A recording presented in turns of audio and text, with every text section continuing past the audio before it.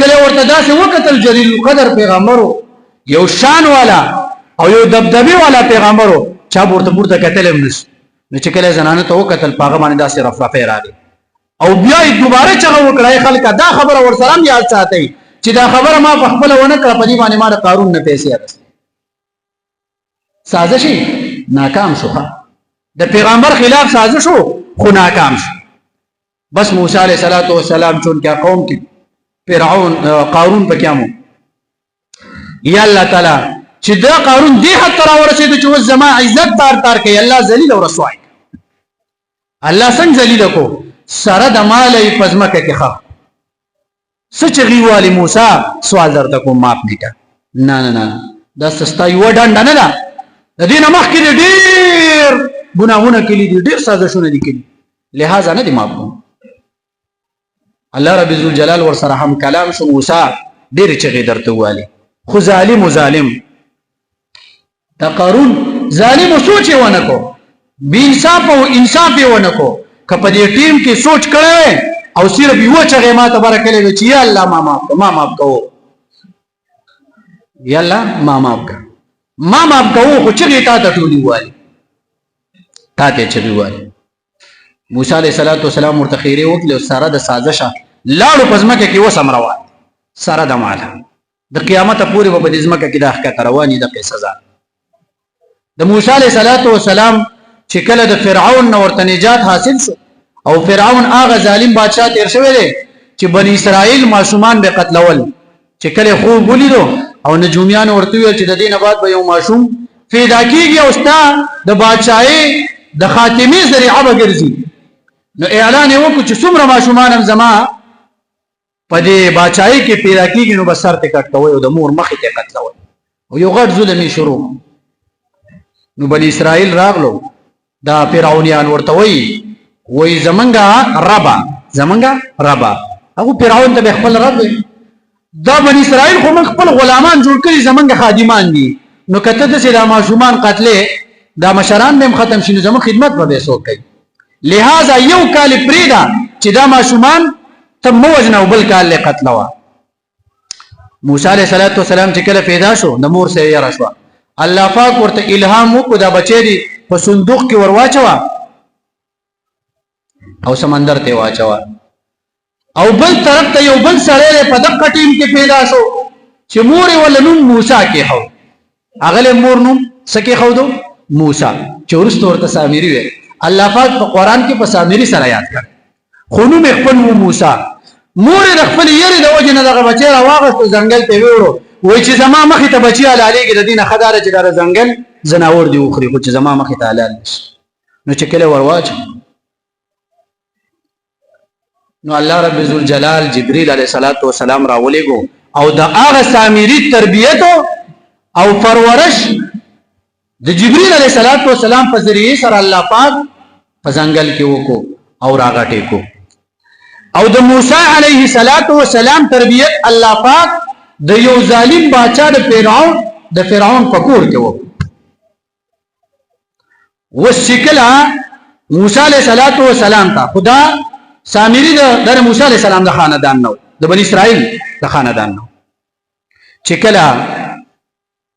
موسی علیہ السلام کوهی تور ته الله پاک ور سره وعده لري خبره وکړه چې راشه کوهی تور ته تعالی یو کتاب درکوم تورات درکوم او موسی علیہ السلام ال تلاړو او خپل نائب او جان نشین خپل مشرور هارون علیہ السلام پرې خودو نو چې کله بیر ترازی نو الله رب ذو جلال ورته وی موسی دا تورات واخلا سلوی قرز دی چې الله پورا کړه خو اوس دا څه وکا چې لار شخو ګوره قوم دی په یو عظیم ګستاخی کې او په یو عظیم شرک هغه مبتلا شوی دی چې سامری چې تر هغه نو د خلکو نه سره زر راټول کړي یو سکایت احساس کړي دی یو مجسمه او دا چې کله ورکوټ او د خواته به جبرئیل راتلو علیه السلام نو د جبرئیل علیه السلام د قدمونو د لاندې چې کوم ازمکه واغه ژوندۍ و دا ډېر خوخيارو دا ډېر خوخيارو هغه خاورې د ځان سره ساتلی و او په هغه سپي کې وراچلې دغه وشټوپونه وای او سورې په کې په داسې طریقې کړه چې هوا ورننوځي په بل طرف وزینو आवाज کوي او قوم د په هغه عبادت کې مبتلا شوی دی جبرئیل علیه السلام چرال موسی علیه السلام چراغ لو وی قتل نو قوم په دقه شرک مبتلا شو. هارون علیه السلام هغه ونیو د دې ګیرې نه او د سر نه، ځکه هارون علیه السلام فرمایي لا تأخذ بلحیتی ولا برأسی، زما رورا زما ګیر او زما سر منیسا نږدې و چې د خلکو زه وفات کړی وی، یا که چېرته زه درغلی وی دغلته ستا خواله چې قوم دې په دې شرک مبتلا شوی، نو اسې نه چې په دې کې نوره فتنه پیدا شوی وی، زما د وسې بار. ګوره خبره په دې پسې ده چې سامري سازش د دې خبرې وکړو چې موسی علیه السلام دا دین په څه طریقې سره ختم کړي، خو چې الله غوښتله چې زما دین ته تاسو نقصان نشي را رسولی، ځکه په اول کې ما دا آیت ویلو یریدون لیطفئوا نور الله بافواههم، دا کافران غواړي دا کوشش کوي چې د الله تعالی دا نور او دا رڼا او دا دین ختم کړي. والله متم نوره، خو الله تعالی فرمایي زه دا خپل نور او دا خپل دین دا نه ختموم، دا پوره کوم اگر کدا کافران دا بدګنی. نو موسی علیه السلام چې کله راغلو نو ورته خیرې وکړي، اول ورته وی راوړه ستا د خدای دا به زه وسېځم، د خلکو د مخې وسېځو او بیا یې سمندر ته غیره ور واچېده، خلکو ته یې دا وښودله چې ګورې دا خدای نه دی، که دا خدای وی دا به ستاسو مخې سېځلی شوی نه دی، د خدای دا صفت نه دی. دویمه دا ده چې د کوم سړي تاسو په شړه باندې سر کړي، په دې شرک باندې مبتلا کړي، نو هغه ته خیرې وکړئ، او خیرې ورته داسې وکړئ چې قرآن فرمایي بیا به دې څه ویل چې ان تقول لا مساس، چغې به وایي خلکه ماله لاس مه راوړئ، خلکه ماله لاس مه راوړئ. چا به هم چې سامري له لاس ورلو نو په هغه سړي به هم په خپله تبه راتله او په سامري باندې به هم تبه راتله، انتهایی 110 تبه به ونه راتله چې هغه به برداشت نه به. نو هر سړي به ځان ساتو چې زه د سامري نه لرې پاتې شم، او سامري به هم د خلکو نه منډې والي چې ماله چېرته څوک لاس رانه. په ژوند کې دقه سزا شوه،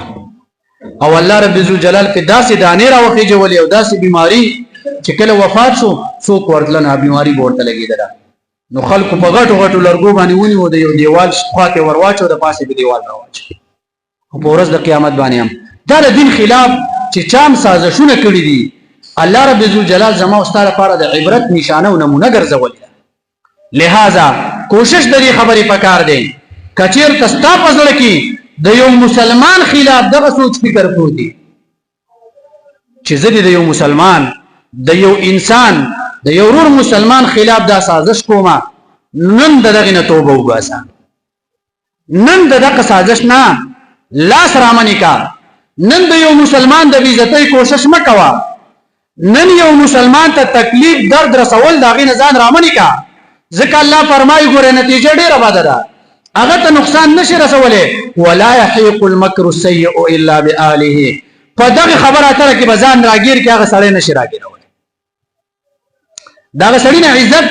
نشي اخیستلی. عزت تعز من تشاء وتذل من تشاء، الله عزت هغه چاته ورکوي چې د الله خوښ شي، اگر که ته ډېر هم کوشش وکړې چې دا سړی د بې عزت شي، خو چې الله تعالی دغه اراده نه کړي د بې عزتۍ، نو د الله په ذات قسم ستا کوشش هغه نشي بې عزته کولی. یو سړي له ته عزت ورکړې خو چې الله تعالی وایي نه دا به بې عزته کېږي، دا به رسوا کېږي، ذلیله کېږي، ستا دغه کوشش چې ته دله عزت ورکړې دا ناکام دی، ځکه الله فیصله ده د بې عزتۍ کړې ده. لہذا چې الله تعالی چاله عزت ورکوي، چاله بې عزتي ورکوي، څوک عزتدار جوړوي، څوک بې عزته کوي، نو بیا ما تا ولې د هغه په عزت کې خپل لاس ککړو، خپل لاس او خپې ککړو. لہذا د دې خبرو اترو نه موږ ځان رامنه کړو، او چې د چا تم په زړه کې څه قسم خیری هغه زړه نه وباسي،